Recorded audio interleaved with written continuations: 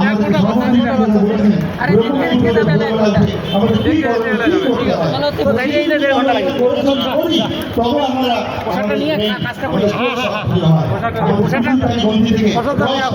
শক্তি শেষ হয়ে যাচ্ছে, আমার শারীরিক অসুস্থতা বোধ মনে হয় না।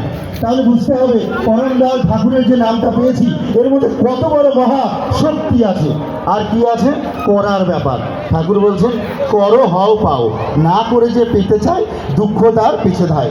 বর্তমান সময়ে আমরা দেখি বেশিরভাগ মানুষকে জিজ্ঞেস করলে তারা বলবে যে আমার ছেলে বা মেয়েটা পড়াশোনা করেছে, ডিগ্রি অর্জন করেছে, সে কোনো কাজ পাচ্ছে না, বেকারত্বের কথা বলছে। ঠাকুর কিন্তু তৎকালীন যুগে যা বলার বলে গিয়েছিলেন। আমরা কি দেখছি? কেন এত দরিদ্রতা? কারণ সবার যে একই রকম কাজ হবে তা নয়। ঠাকুর বলেছিলেন ঝোঁক না বুঝে শিক্ষা দিলে পদে পদে কুফল মেলে, অর্থাৎ ঝোঁক বুঝে শিক্ষা দেওয়ার কথা বলেছিলেন। আমি যদি ভাবি আমার ছেলে ডাক্তার হবে, ইঞ্জিনিয়ার হবে, প্রফেসর হবে, কেন ভাবি? আমরা এটা ভাবি কেন?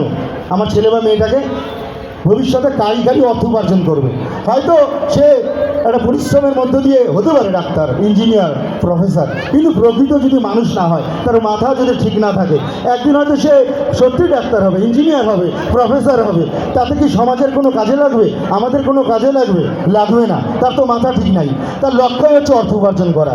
আমরা দেখছি তো ভুল ডিসিশন, ভুল সিদ্ধান্ত কারা নেয়? ওই মানুষগুলো নেয়, ওই ডিগনিটারি, ওই মর্যাদা তারা নেয়।